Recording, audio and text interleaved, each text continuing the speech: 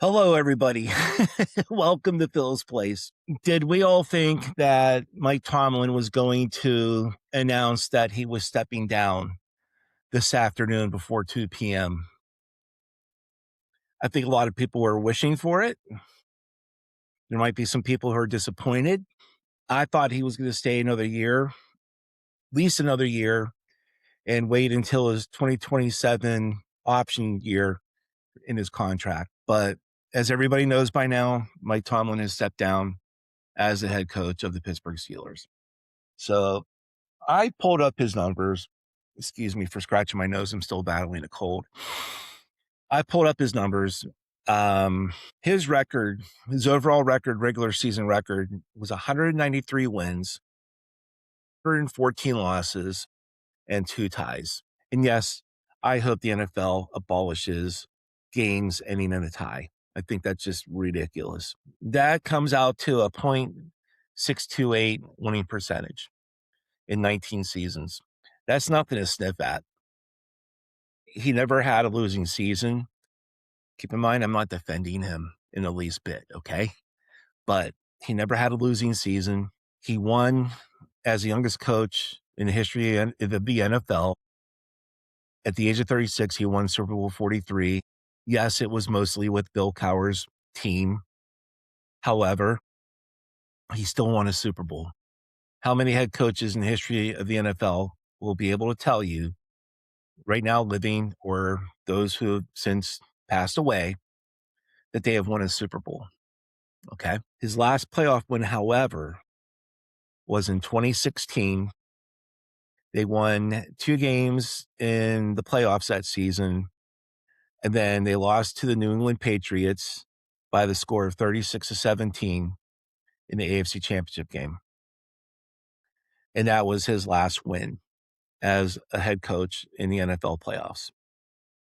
Since 2016, his record in the playoffs, 0-7. So we can look at the beginning of his career, the first half of his career, and say that he was definitely an awesome coach. And then almost in the second half of his coaching career, some people will say that he was a failure. I don't want to go that far. I just think it's unfair to just throw out, loose, uninformed comments at this point about Mike Tomlin's tenure with the Pittsburgh Steelers. And think about how hard it is to win a Super Bowl. Think about how hard it is to go up against the other team, no matter who the opponent is. I'm not making excuses for him, okay? I'm not defending his record as 0-7 in the playoffs since the 2016 season. But let's say this. Numbers don't lie. He is going to be named to the Pro Football Hall of Fame. I have no doubt about that. I don't think anybody has any doubt about that. He was only the 3rd head coach of the Pittsburgh Steelers since 1969. That's 56 years ago. 57 years ago. Sorry, my fault. 57 years ago.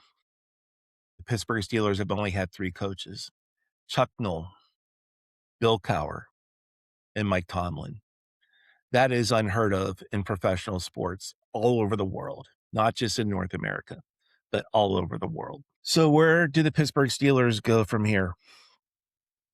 I have an immediate thought that I hope is being looked into by Art II and his son, anyone involved who is a member of the Rooney family. The San Francisco 49ers play the Seattle Seahawks on Saturday night. And it's very likely that the 49ers are going to lose, okay? Because I do think, and many people think, that Seattle will be going to the Super Bowl and will win the Super Bowl this year. So with that said, I think the Steelers need to take a serious look at the 49ers vice president for football operations, John Lynch. John Lynch is a Hall of Fame football player. He was one of the nastiest safeties to play the game, one of the smartest safeties to play the game. he knows the game of football. And as an executive with the 49ers, he has been stellar at his job. The 49ers are always in the mix. He has made great decisions, bringing players in, signing top-tier players like Christian McCaffrey, for example, making excellent draft picks. Even Brock Purdy, Mr. Irrelevant, the last pick of the draft, whatever year that was, has turned out to be an excellent quarterback. And that's all because they have the right system in place. Okay. So if the Steelers do sign John Lynch and he's calling all the football operations based shots, does that mean he brings in Shanahan as his head coach? Does that mean that Shanahan brings his assistants in? Who the heck knows? I don't know the contract situations. I don't know how any of this officially takes place because I'm obviously not an employee of any football team in the NFL. None of us who are watching this are, okay? So a lot of us are armchair quarterbacks. A lot of us have a lot of opinions. We're very serious about our opinions. We love the Pittsburgh Steelers. The Pittsburgh Steelers are the fabric of the city of Pittsburgh. The Pittsburgh Steelers represent Steelers Nation in so many ways. Look at how many people fly in from all over the country and all over the world to come in to watch their beloved Steelers play here in Pittsburgh. Look at how many Steelers bars there are throughout the United States. Look at how many Steelers bars there are in Europe and perhaps down in South America. Definitely in Mexico. The Steelers might be the most popular team in Mexico, aside from the Cowboys and the Raiders. The Pittsburgh Steelers franchise means a lot to so many people on this planet. Probably, I'd say, top 5 most popular franchise in all of sports across the planet. Okay. And if they're not top 5, they're definitely top 10. So a lot is at stake here for who the 4th head coach since 1969 will be the Pittsburgh Steelers organization. There's a lot of names being thrown out. They've been thrown out before Tomlin has officially stepped down. And again, we can all talk until we're blue in the face. A lot of us think our opinions matter when it comes down to this particular topic. But we can only hope and wish that the Rooney family makes the right decision and hires a head coach that will have his team in the playoffs in the 2026 season and actually win a playoff game. Maybe win a couple of playoff games. Maybe perhaps go to the Super Bowl. But that's not going to happen with Aaron Rodgers as a quarterback because I doubt very highly he's coming back to Pittsburgh. Who knows if he'll even come back and play next season?